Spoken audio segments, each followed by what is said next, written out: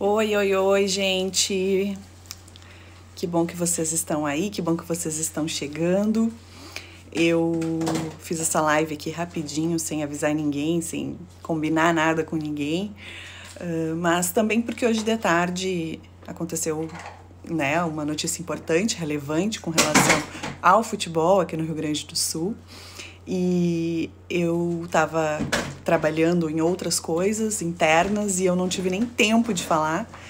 E aí, claro, né, as cobranças começam a acontecer, porque eu não falei nada do Renato, porque se fosse outro treinador eu teria falado. É bem cansativa essa questão, viu, de dupla Grenal, porque se eu posto uma coisa do Grêmio é porque eu sou gremista, se eu posto uma coisa do Inter é porque eu sou colorada, enfim. Mas uma coisa de relevante aconteceu, que foi a saída do Renato do Grêmio, depois de mais uma temporada, que não foi só uma, né? Foram quase 5 temporadas de muito sucesso. É inegável tudo que o Renato construiu aqui no clube desde que ele voltou, né, como treinador. Ele conseguiu, inclusive, marcas expressivas, históricas. Mesmo que não tivesse conseguido, ele já estaria na história do clube, né?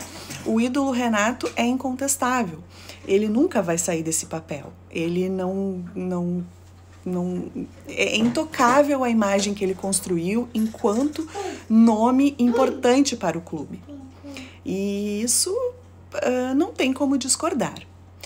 Mas como treinador, e como contratado, e como recebedor de salário, ele tem sim contas a prestar e nem sempre é feliz o trabalho de um treinador, principalmente depois de muito tempo.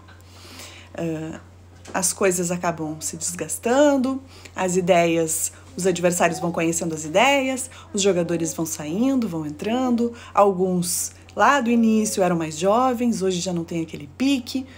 Então, realmente não tem como tu dar continuidade a uma era vitoriosa se as coisas já não são mais as mesmas, né? Essa é a minha opinião, tá? Eu quero deixar claro que eu respeito a opinião de todo mundo. E a minha opinião, ela vai muito próximo daquilo que eu achava e continuo achando da seleção brasileira, da nossa seleção brasileira. Não, eu não estou comparando o Grêmio à seleção brasileira, antes que digam. Eu penso que a nossa seleção, ela chegou num patamar de futebol tão incontestável e tão imbatível que quando ela começou a perder e começou a não ter os resultados esperados, ela não se entendia como menos do que o máximo. E com isso, a gente demorou muitos anos, né? A gente viu trocas de treinadores, Copas onde a gente fez fiasco, resultados favoráveis aos adversários que são chacota até hoje.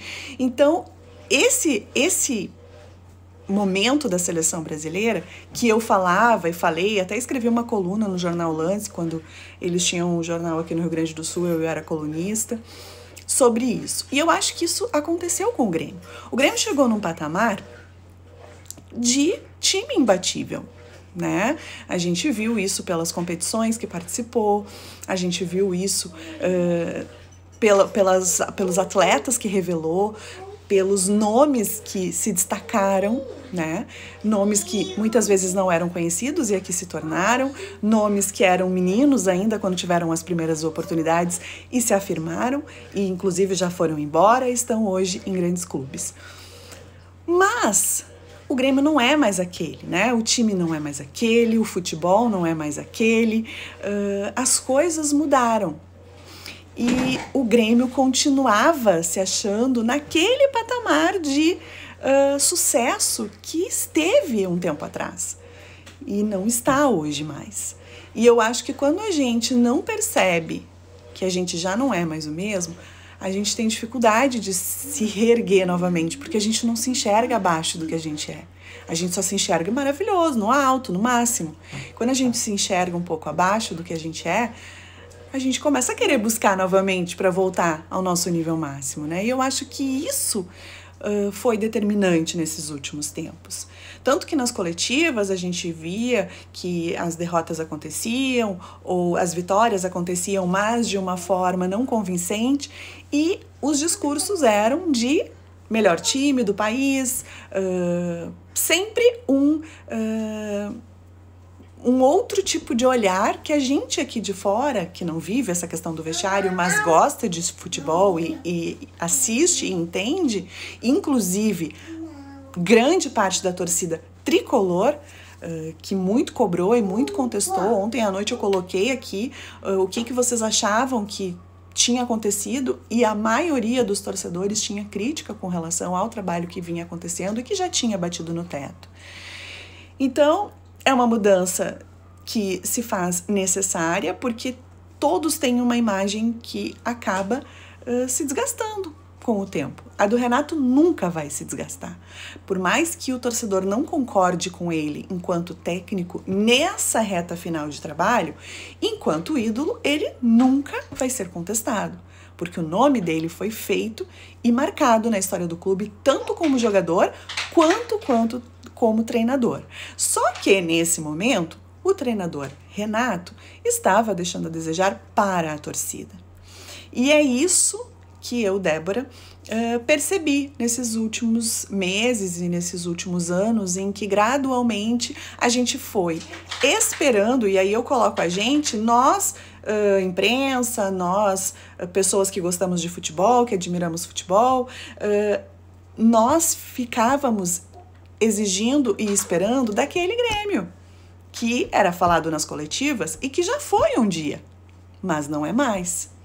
Os jogadores não são mais os mesmos de 2016, 2017.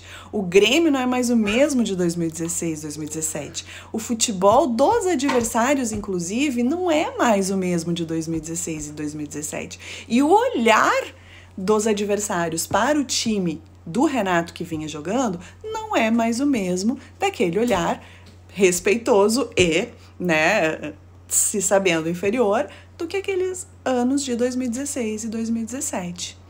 Isso faz com que ele não seja um bom treinador? Não, não faz. Eu acho ele um excelente treinador. Só que, nesse momento, o potencial dele não estava mais sendo necessário para esse tipo de cobrança, ou esse tipo de trabalho, ou esse tipo de resultado que o torcedor gostaria de ver no time, né? A gente viu as eliminações que aconteceram em competições importantes, não só a Libertadores ontem, mas a gente já viu as chances desperdiçadas no Campeonato Brasileiro e Copa do Brasil. E eu acho que isso tudo fez com que a decisão da direção tivesse peso, principalmente por parte do torcedor. E até do Renato, né? Porque foi uma decisão dos dois juntos, né? Tanto do presidente Romildo quanto do treinador. Estava ouvindo o Eduardo Gabardo agora na Rádio Gaúcha, que conversou com o Renato, e quando o presidente ligou para o Renato prontamente também se colocou à disposição para deixar o clube, ou seja, foi uma decisão dos dois lados. Eu acho que também teve peso da torcida nessa decisão do treinador, que entendia que não estava conseguindo mais colocar em campo, em prática, tudo aquilo que essa torcida que tanto ama ele, que tanto respeita ele e que nunca vai deixar de lado tudo que ele é e construiu no clube, por conta disso agora. Mas nesse momento o torcedor quer mais de um treinador, não do Renato ídolo. O Renato ídolo nesse momento não pode ajudar que a história em campo mude, né? Então, eu vim aqui, já que eu não consegui botar post, já que eu não consegui botar foto, eu gostaria de saber a opinião de vocês, né? Vocês que são gremistas, que são colorados, que os colorados hoje estão na falta, né? Mas que são gremistas, acham que essa era a mudança necessária nesse momento? Acham que não adianta trocar o Renato se outras mudanças não acontecerem? O que seriam? Quais seriam essas mudanças?